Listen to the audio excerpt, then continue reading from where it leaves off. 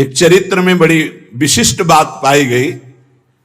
देखो, सदन जी का जो जन्म है, इसी से हमें ये पता चलता है कि भगवान केवल भाव देखते, केवल भाव देखते हैं। सदन कसाई ताकि नीकी कसियाई, जैसे बाराबानी सोने की कसौटी कसियाई है। जीव को न बध करें ए पे कुलाचार ढरे, बेचे मांस लाए प्रीति हरि सो लगाई है। गंडकी को सुत बिन जाने तासों तोल्यो करे, भरे दृग साधुआनी पूजे पे न भाई है। कही निशि सुपने में वाही ठोर मुंह को देवो, सुनो गुणगान रीझो ही की सच्चाई है। सदन जी का जन्म कहां हुआ? कसाई कुल में, जहां पशुओं का वध करना एक स्वाभाविक वृत्ति है, निंदनीय। किसी भी जीव की हिंसा करना निंदनीय कार्य है। देखो, पर कभी कभी ऐसे महापुरुषों का प्रभाव प्रकाशित होता है कि कुल कर्म छू भी नहीं सकते। सदन जी जैसे स्वर्ण कसौटी पे कसा जाए तो खरा निकले, ऐसे खरे महाभागवत थे। उनके हृदय में एक बार कुछ रिश्ते नातेदार आए, बच्चे ही थे, तो पिता एक छोटा बछड़ा लाए थे। वहां तो कटते ही रहते थे। पिता ने कहा कि ज्यादा तो इसमें मांस नहीं, इसकी टांगों में मांस से पहले तो फिर अपने अतिथि का स्वागत करते हैं। सदन जी ने जब सुना, उसके पास गए तो लिपट कर रोए। बच्चे थे, बछड़े से, ऐसा ऐसा मेरे पिताजी कह रहे तुम्हें काटा जाएगा, और ऐसे दुलार कर रहे थे। बछड़े के भी देखा आंसू निकल रहे। हर जीव को पता है, कष्ट का पता होता है। तो उसने कहा, एक भागवती महापुरुष का जीवन बदलना है, इसलिए मानो बछड़े ने कहा कि तुम अपने पिताजी से कह दो, उचित तो यह है कि पहले मेरी गर्दन काटे। तो सदन जी ने कहा, ऐसा क्यों? बोले, क्योंकि मैं पूर्व में ऐसा था, तुम्हारे पिताजी पशु थे और मैंने इनकी गर्दन उड़ाई है, तो मैं अब पशु बना हूं, इनसे कह दो तुम्हें गर्दन ही काटनी चाहिए, पहले जिंदा टांग मत काटो, मैंने तुम्हें इतना कष्ट पूर्व में नहीं दिया था, सीधे गर्दन काटी थी। इसका मतलब जो कर्म किया जाता है उसका फल मिलता है पक्का। मैंने पूर्व में तुम्हारे पिता की गर्दन काटी थी इस जन्म में, इसीलिए मुझे पशु बनना पड़ा, और तुम्हारे ही पिता मेरी गर्दन काटेंगे पक्का, तुम रोक नहीं सकते, क्योंकि वो विधान है। पर वो पहले टांग ना काटे, पहले गर्दन काटे। अब ये घटना उनको बहुत चुभी। जीव को अपने कर्म का फल भोगना पड़ता है जन्म जन्मांतरों में। बच्चे ही थे, कुछ संत मंडली जा रही, यही है मत की रति गति भूति भलाई, जब जे जतन जहां जे पाई, सो जानो सत्संग प्रभाव। सत्संग का एक अमोघ प्रभाव होता है। वो संतों के सामने गए, चरणों में लौट गए, बालक थे। संत जनों ने, उठो उठो बच्चे, तो रोते हुए बोले कि हर कर्म का फल जीव को भोगना पड़ता है, कोई ऐसा साधन है जिससे कर्म का फल ना भोगना पड़े और जीवन मुक्त हो जाए, जीव मुक्त हो जाए? उनका भगवान का निरंतर नाम रटना, श्री हरि हरि नाम निरंतर रटे, और स्वयं किसी जीव को कष्ट ना दे, और संतों का संग करता रहे, तो जीवन मुक्त हो जाएगा। बस छोटे से बालक सदन जी में बात बैठ गई, बस अंदर शुरू कर दिया, हरि श्री हरि श्री हरि श्री हरि। संतों की बात मान ले तो परम पद जेब में है। अब पिताजी जब तक रहे तब तक वो वध करते रहे जीवों का, लेकिन सदन जी ने कभी कभी किसी का वध नहीं किया। वो कुल परंपरागत मांस खरीद लाते और उसी को मुनाफा करके बेचते और परिवार का पोषण करने लगे। एक दिन ये रास्ते में आ रहे थे तो किसी साधु का बटुआ ढीला होगा तो शालीग्राम भगवान गिर पड़े थे। इन्होंने उठाया कि अच्छा चमकता हुआ कोई पत्थर है, तो शालिग्राम भगवान को लाए। तो उन्होंने अंदाज में कि आधा 1 किलो के वजन का काम तो करेंगे, तराजू में रख दिया। हरि श्री हरि श्री हरि श्री हरि, हर समय नाम जपना। ये तो बचपन से शुरू था संतों की कृपा से, और भगवान से अंदर से समर्पण था। ये नहीं जानते थे कि शालिग्राम भगवान है, देखा ही नहीं था कभी भगवान के शालिग्राम रूप को। अब जैसे कोई कहता कि 5 किलो दो, तो 5 किलो शालिग्राम बन जाते, 2 किलो तो 2 किलो दो। अब तो बहुत बढ़िया काम की बाट बदलने की जरूरत नहीं, एक ही बाट में जितना मांगो उतना दे देंगे, और ठीक वजन उतना ही होता, कभी किसी को संशय नहीं हुआ। एक दिन वो संत समागम करते ही थे, तो एक संत भगवान आए।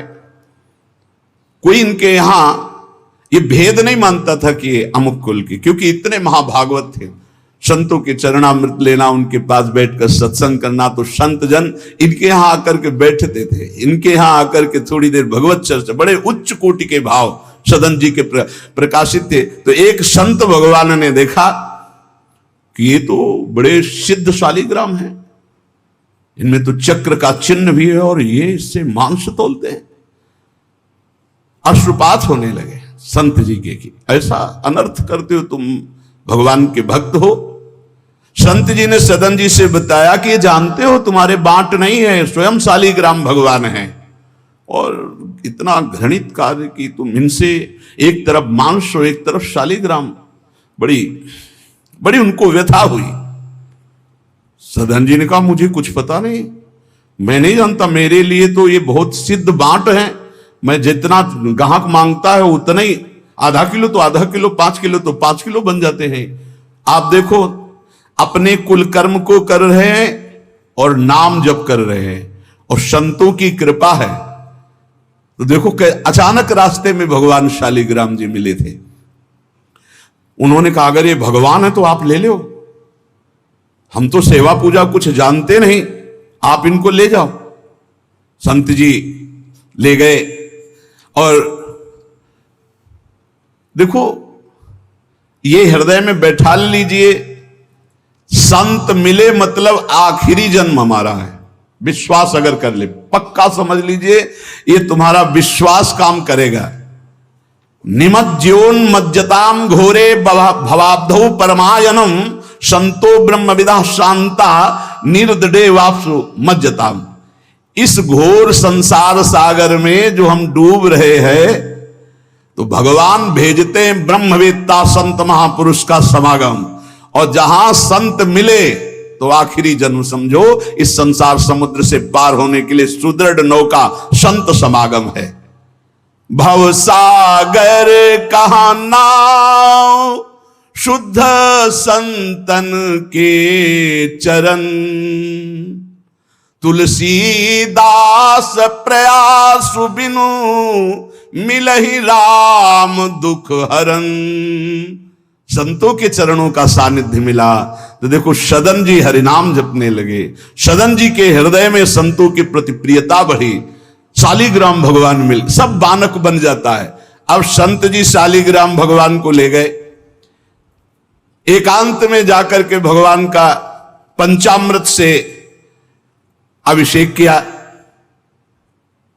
और इसके बाद वेद की स्तुति की, पुरुष सूक्त, शास्त्र शीर्षा पुरुषा सहस्राक्षा शास्त्रपात।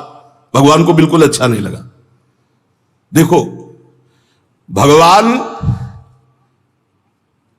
प्रीति चाहते हैं, सिद्धांत एक अलग होता है। इसीलिए कल हम ऊपर कुछ साधकों से कह रहे थे कि किसी भी साधक को ठाकुर जी में जिस रूप में आसक्ति हो उसको ठेस नहीं पहुंचानी चाहिए, क्योंकि पता नहीं कितना आसक्त हो, आप देख करके अच्छा चलो, ऐसे नहीं कभी वही ओहो धन्य भाग, कितने सुंदर आपके ठाकुर जी है, बहुत सुंदर, आप खूब प्यार कीजिए, क्योंकि पता नहीं वो कितनी गहराई से प्यार कर रहा है आप, तो उसका हृदय बहुत दुखी हो जाएगा। भक्त का हृदय दुखी हुआ तो आपकी उपासना में फर्क पड़ जाएगा।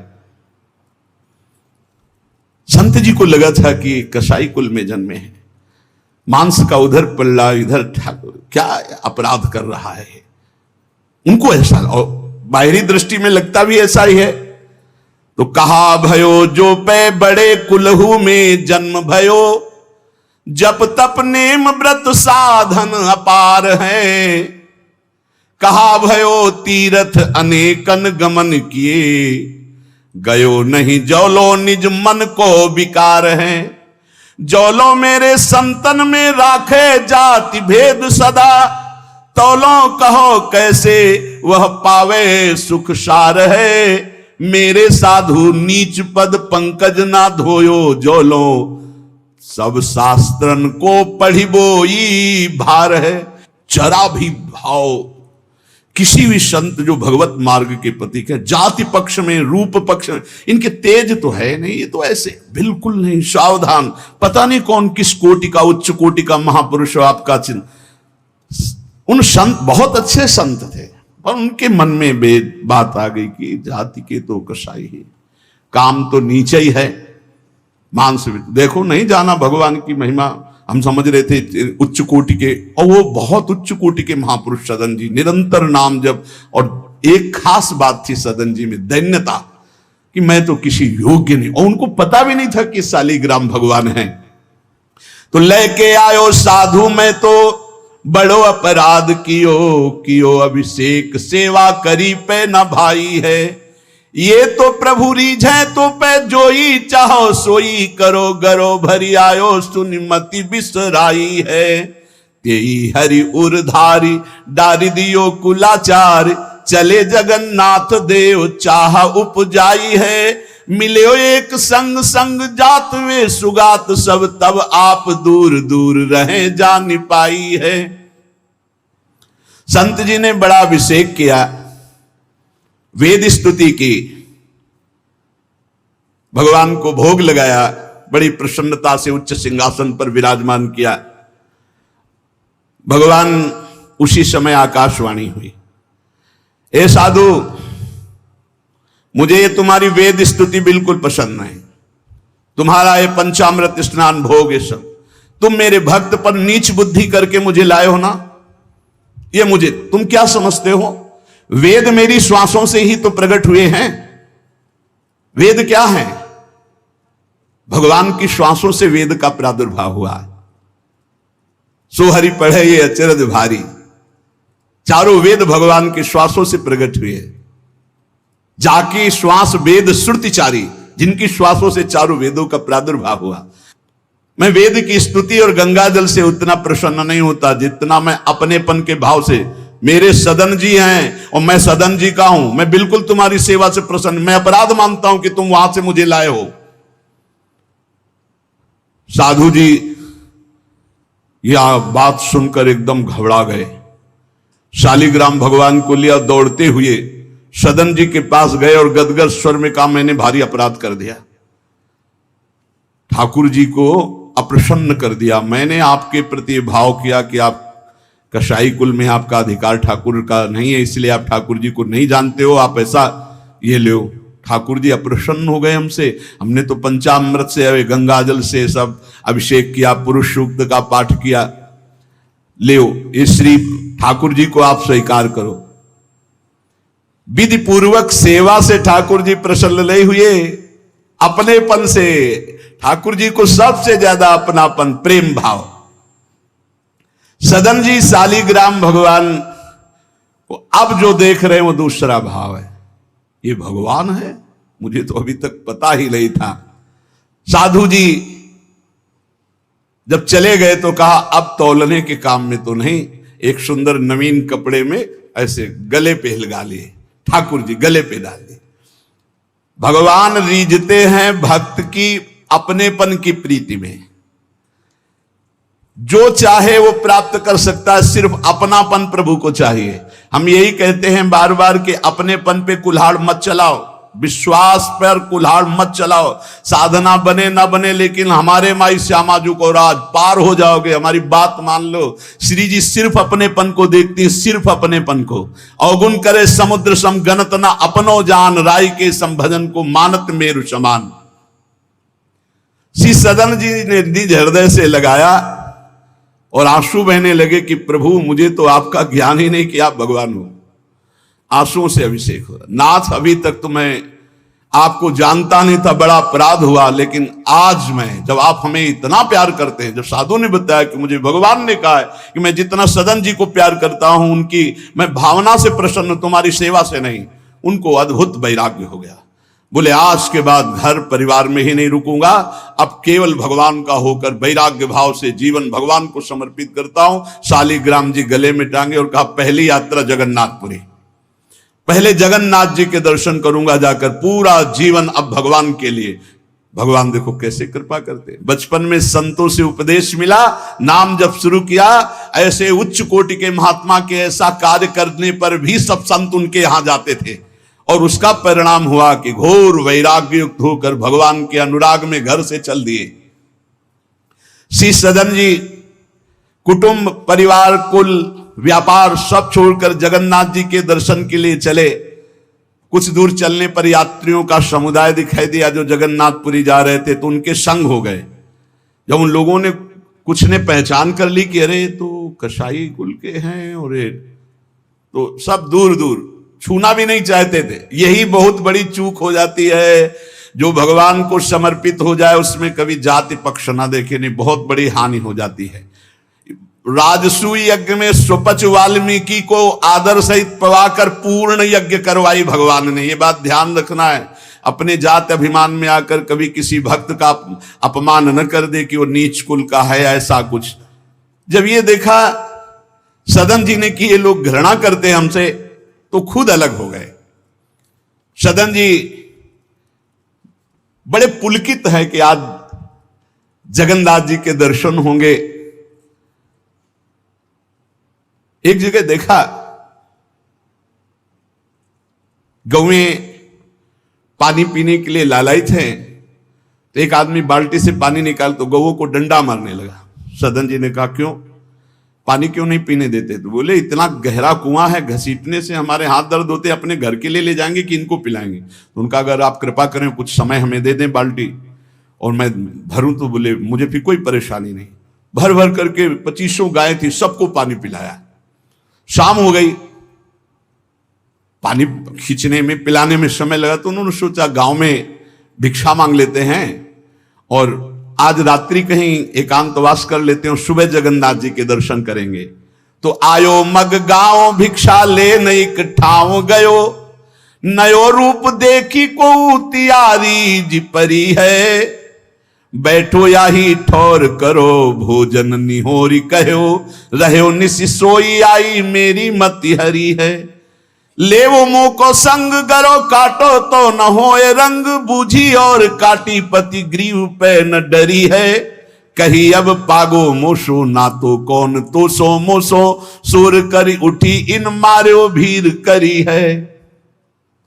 बहुत कठिन है, वैराग्य लेकर भगवान के मार्ग में परम दयालु स्वभाव श्री सदन जी जगन्नाथ जी के दर्शन करने। रास्ते में एक घर में आवाज लगाई भिक्षाम दे, भगवान की लीला।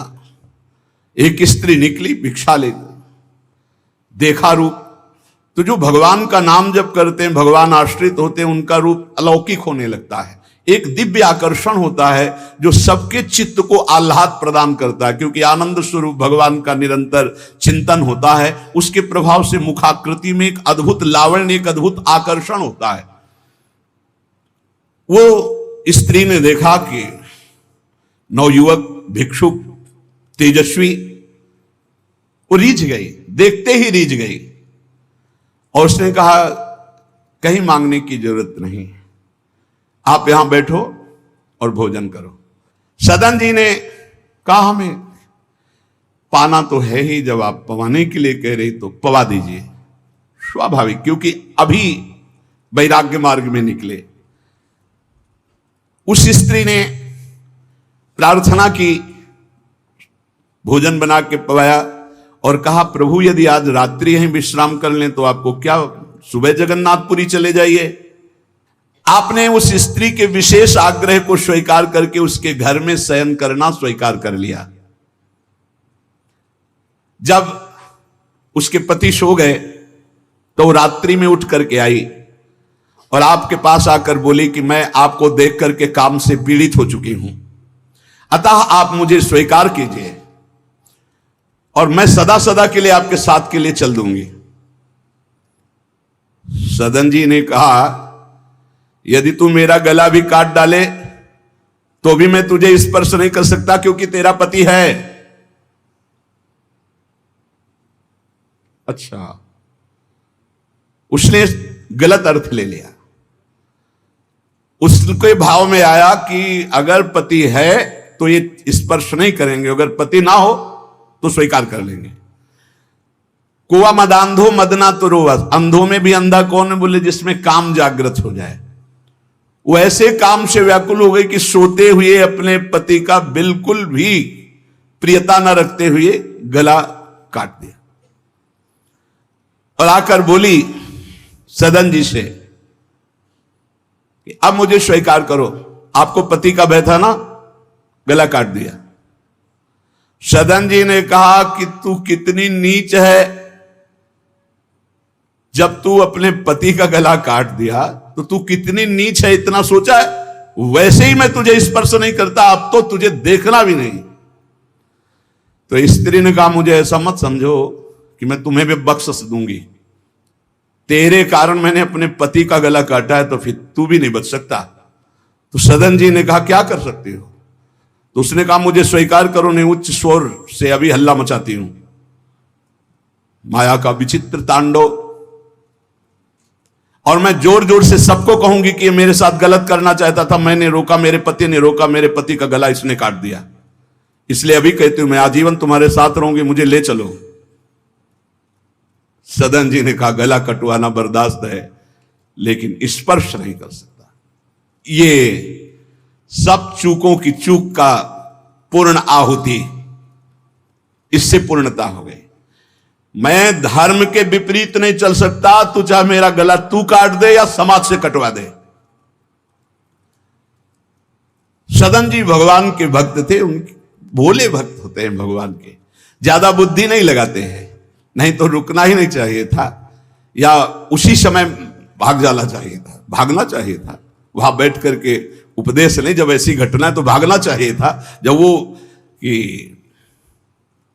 प्रश्न करने के बाद जब सदन जी ने कहा कि तुम्हारा पति है, तुम ऐसा कैसा दुराचार पूर्ण भाव रखती हो, तुम मेरा गला काट दो तो भी तुम्हारा स्पर्श नहीं कर सकता। अब तो उसने देखा कि ये हल्ला मचा दिया, दौड़ो दौड़ो, देखो ये ऐसा ऐसा। अब गांव के लोग इकट्ठा हो गए, तुरंत बंदी बनाए गए सदन जी। वहां कौन सुने सदन जी, कौन सुनता है? भीड़ में कोई सुनता है?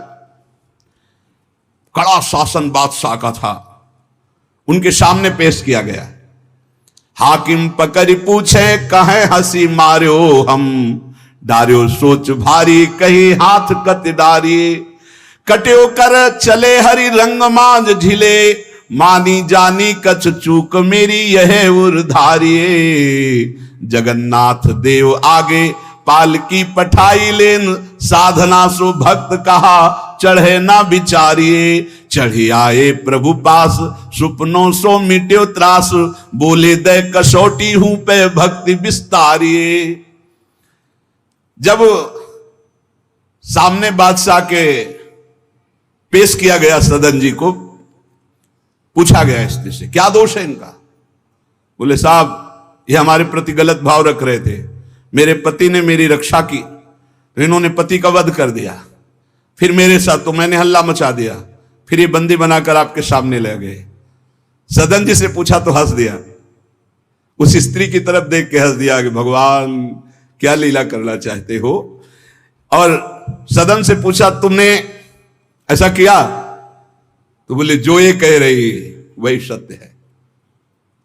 उन्होंने विचार किया कि जन्म जन्मांतरों में हमारे कोई पाप हैं जिनका निस्तार भगवान करवाना चाहते, नहीं तो ऐसा क्यों लीला करते।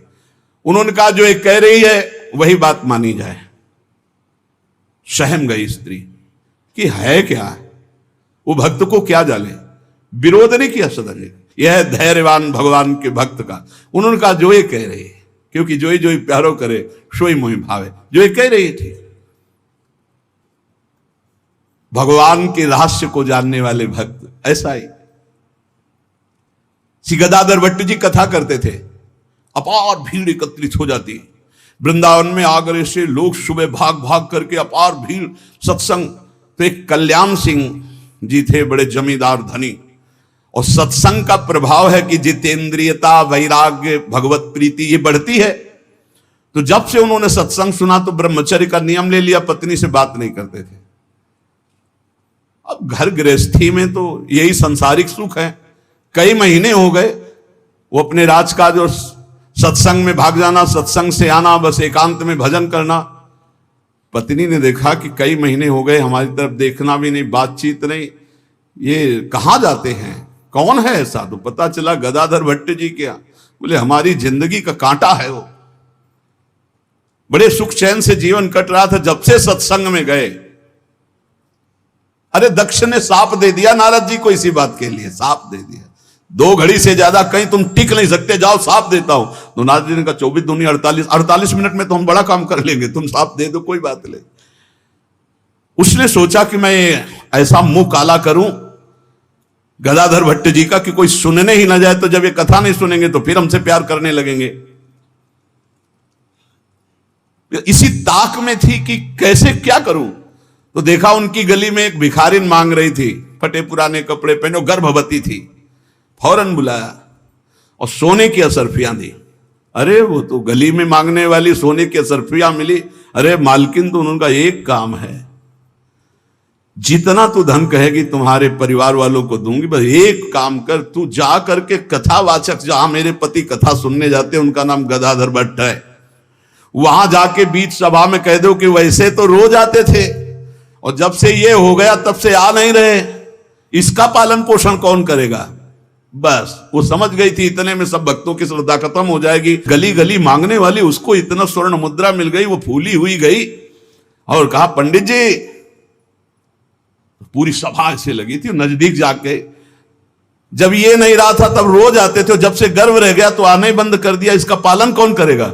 बोले बैठो बैठो, बहुत दिनों में आए, बैठो, जिसने गर्भ दिया वही इसका पालन भी करेगा, तुम चिंता क्यों करती हो। खुश खुश शुरू हो गई कि यार ऐसा बड़े त्याग वैराग्य, बड़े उच्च कोटि के महापुरुष गदाधर भट्ट जी बड़े त्याग वैराग्य की बातें करते हो, ये हालत है पीछे की। अरे कुछ लोग कहने लगे हम तो कहते ही थे, शोरगुल शुरू हो गया। और कुछ भक्त थे जो प्राण समर्पित किए थे, उन्होंने कहा ऐसा नहीं हो सकता, ऐसा कदापि नहीं हो सकता, कोई षड्यंत्र रचा जा रहा है।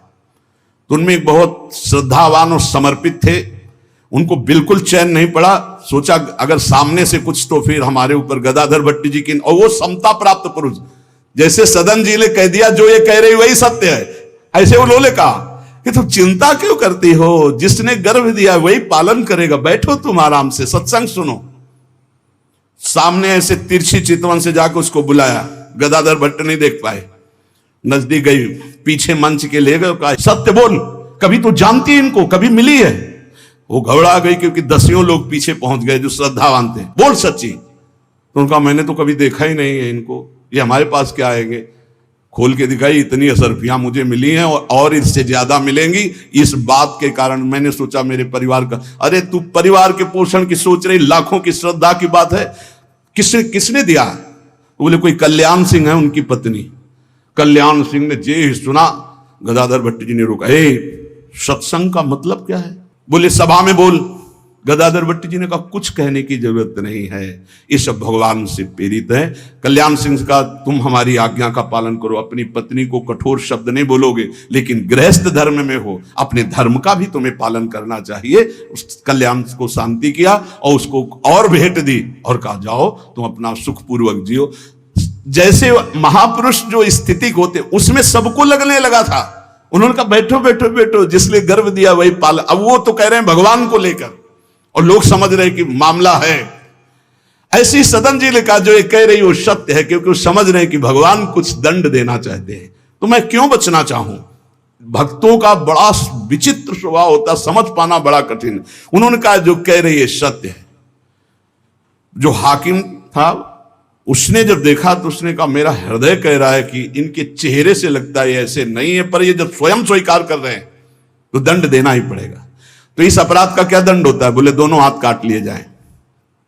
यहां से दोनों हाथ काट लिए गए, लेकिन उनकी मुस्कुराहट में फर्क नहीं पड़ा। 22 बाजारों में कोड़े मार मार करके बेहाल किया जा रहा है। हरि बोल के सिवा एक शब्द नहीं निकला ठाकुर हरिदास जी के। आप विचार कीजिए, भक्ति में कितनी शक्ति है, कितनी अपार सामर्थ है। इतनी बार कष्ट दिया गया प्रहलाद जी को, एक बार भी हरि से शिकायत नहीं की। हर बार हरि हरि हरि, हर समय। मतलब बलिहारी है इन महाभागवतों की, जो भगवान के लाडले हैं। माया पर विजय प्राप्त करके दिखा दिया इन्होंने कि चाहे जितना सताओ, हरि के भक्त में ना हरि से प्रश्न है और ना सामने वाले पर कोई शिकवा शिकायत। दोनों हाथ काट लिए गए, मुक्त कर दिया गया, इसलिए कि वैष्णव है, भगवत भक्त है। अपराध बन गया तो हाथ काट लिए गए, उनको जेल आदि नहीं, भगवान की चीज। अब रक्त श्राव हाथों से हो रहा है। जय जगन्नाथ, जय श्री हरि, जय श्री हरि। यात्रा नहीं रुकी जगन्नाथ जी की। जगन्नाथ जी ने तत्काल अपने पार्षदों से कहा, मेरे महाभागवत सदन जी आ रहे हैं, तुरंत पालकी लेकर जाओ और उनको बैठाल के लाओ। जगन्नाथपुरी में प्रवेश ही किए थे कि पालकी लिए हुए पार्षद दौड़े, कौन से सदन जी हैं, सदन भक्त किनका नाम है? तो उनका सदन तो इस अधमदास का नाम। पालकी पे बैठो जगन्नाथ जी। अरे उनका कैसे पालकी, भगवान की भेजी हुई पालकी में। पालकी को साष्टांग दंडवत किया ऐसे कि भगवान की नहीं, जबरदस्ती भगवान के पार्षदों ने उठा के पालकी में, जय जगन्नाथ। सदन जी सोच रहे कौन सी लीला है, वहां हाथ कटवा रहे। या इतना बड़ा सम्मान कि किसी को नहीं मिल सकता। जगन्नाथ जी के पार्षद पालकी लेकर जब जगन्नाथ जी के सामने गए तो आंख में आंख मिलाई और कहा, प्रभु इच्छा तो थी कि हाथ जोड़कर आपको, पर अब हाथ ही नहीं। तो ऐसे ही जीव किया तो जैसे स्वप्न में दुख मिला था जागते ही खत्म हो जाता है, ऐसे ही कोई पीड़ा नहीं, कोई हाथ कटे नहीं, पूरे नवीन हाथ और साष्टांग भगवान को दंडोत। भगवान ने कहा कि तुम हमारी कसौटी में पास हुए, जाओ, तुम्हारे द्वारा इस जगत में भक्ति का विस्तार हो। जो तुम्हारे लीला चरित्रों का गायन करेंगे, जो तुम्हारे भाव, तो तुम उनके अंदर भी जैसी तुम्हारी सामर्थ्य भक्ति की, वैसी भक्ति की जागृति हो।